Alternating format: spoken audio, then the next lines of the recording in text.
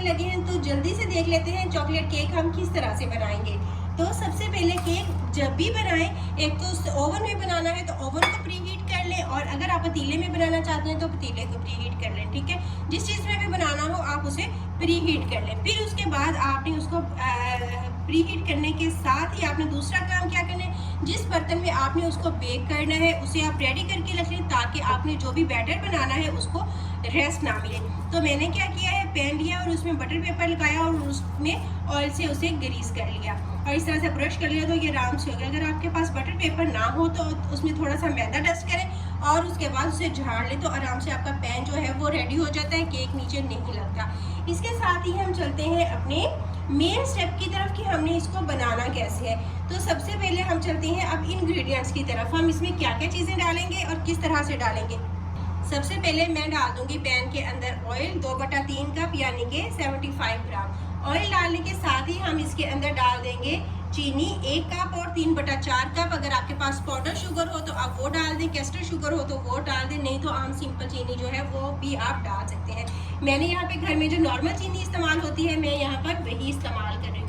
ये दोनों चीज़ें डालने के बाद हमने इनको बीट कर लेना है अच्छी तरह से।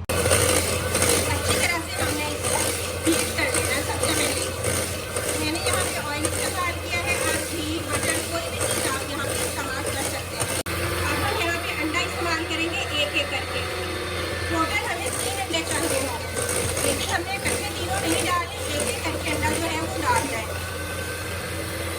अभी क्या एक अंडा डालें, कुछ सेकंड के लिए उसे बीट करें, उसके बाद नेक्स्ट डालें और ये लास्ट।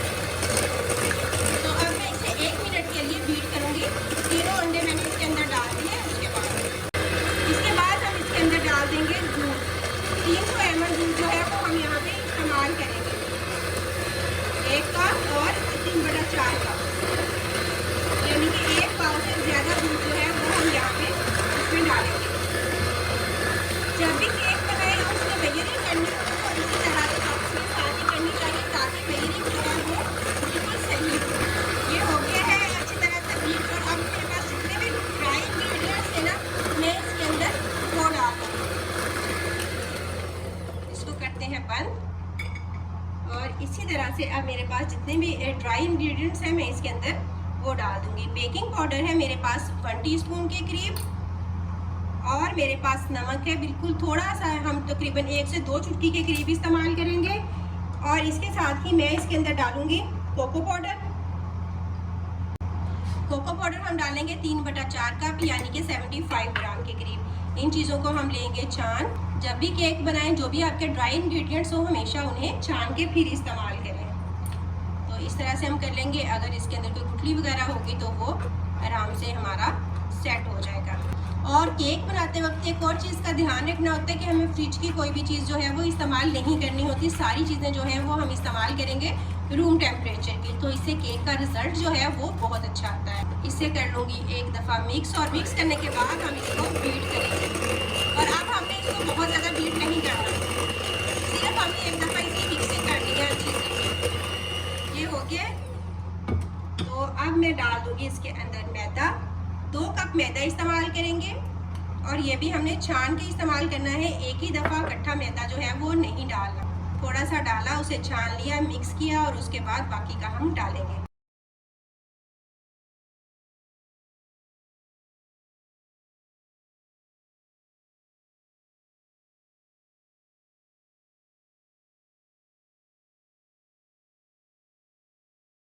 ये बीट हो गया है, तो अब बीटर का काम खत्म हो गया। इसे करते हैं साइड पे, और इसमें हम डाल देते हैं vanilla essence 1 tablespoon. Vanilla essence हम क्यों डालते हैं, ये हम खुशबू के लिए डालते हैं, क्योंकि बाज़ लोगों को अंडे की जो स्मेल होती है वो पसंद नहीं आती, तो फिर वनीला एसेंस जो है वो उसे ख़त्म कर देता है। ये डाल लें, वनीला पाउडर डाल लें, कोई भी चीज़ आप इसमें डाल सकते हैं। अगर आपके पास ना हो तो आप इसमें रोज़ वाटर भी डाल सकते हैं, क्योंकि हमारा मकसद जो है वो उसकी स्मेल ख़त्म करना होता है, तो वो आप किसी भी चीज़ से कर सकते हैं। अब हम इन सारी चीज़ों को मिक्स कर लेंगे अच्छी तरह से। तो ये सारा जितना भी हमारे पास बैटर था ये सारा हम इसके अंदर डाल देंगे। इसे हम टैप कर लेते हैं ताकि इसके अंदर एयर जो है वो निकल जाए। ये जो है वो बहुत ज़रूरी होता है टैप करना। तो अब मैं इसे बेकिंग के लिए रखती हूँ तकरीबन 30 से 35 मिनट के लिए और 180 पे। तो अब मैं आपको बेक करके फिर दिखाती हूँ। मैं अब आपको इसको 30 से 35 मिनट के बाद दिखाऊंगी। 30 मिनट के बाद मैं इसे चेक करूंगी, अगर हो गया होगा तो ठीक है, नहीं तो मैं 5 मिनट इसे दोबारा से दूंगी। तो अब मैं मिलती हूँ आपसे 30 मिनट्स के बाद। तकरीबन 35 मिनट हो गए हैं। तो ये देखें टूथपिक जो है वो हमारी ड्राई निकली है, तो इसका मतलब है केक जो है वो हो गया है। तो इसे मैं अब निकाल लेती हूँ। केक ठंडा हो रहा है ना, उतनी देर में हम बना लेते हैं चॉकलेट गनाश। तो उसके लिए मेरे पास चॉकलेट थी तकरीबन 100 ग्राम, जिसे मैंने ना बाहर रखा हुआ था क्योंकि गर्मी बहुत ज़्यादा है, तो वो बाहर रखने से ही मेल्ट हो गई थी। चूल्हे के पास आप भी निकाल के रख लें तो वो फ़ौरन में मेल्ट हो जाएगी। अब उसके अंदर मैं तकरीबन 3 टेबलस्पून के करीब या 2 टेबलस्पून के करीब दूध डालूंगी, गर्म दूध। तो जो थोड़ी बहुत उसमें थी वो भी सही हो जाएगी, बिल्कुल हमारी जो चॉकलेट है वो अच्छे से मेल्ट हो जाएगी। तो मैंने इसको पहले मेल्ट कर लिया था। तो उसके बाद अब मैं इसके अंदर क्रीम डाल दूंगी तकरीबन 2 टेबलस्पून के करीब, दोनों के अंदर ही। गनाश हमारी दोनों रेडी हो चुकी हैं। तो अब हम केक को निकालते हैं। अब हम केक को निकाल लेते हैं। केक निकल गया है तो साइड से हमने ये बटर पेपर जो है ये उतार देना है। अब क्या करूंगी, मैंने थोड़ी सी चीनी ली थी तकरीबन 1 टेबलस्पून और उसके ऊपर मैंने डाला था गर्म पानी, ताकि वो अच्छी तरह से मिक्स हो जाए। वो हम इसके ऊपर डाल देंगे। ये क्या होगा, इससे केक जो है वो बहुत ज़्यादा नरम हो जाता है। अच्छे से मैंने वो ब्रश कर देना है कि मैंने इसकी कटिंग नहीं करनी। अगर मैंने इसकी कटिंग करनी होती तो मैं इसकी लेयर्स में भी लगाती, लेकिन अब चूंकि मुझे कटिंग नहीं करनी तो मैं इसी तरह से वो कर रही हूँ। तो अब हम क्या करेंगे, हम इसके अंदर डालेंगे चॉकलेट। तो अब हम इसके साथ डालते हैं, एक इस साइड से और दूसरी साइड से। तो ये हमारा रेडी हो गया है। तो मैं इसे ठंडा करूंगी और ठंडा करके फिर मैं आपको दिखाती हूँ। अब हम करते हैं इसकी कटिंग। देखिए कितना सॉफ्ट है, बहुत आराम से कट रहा है।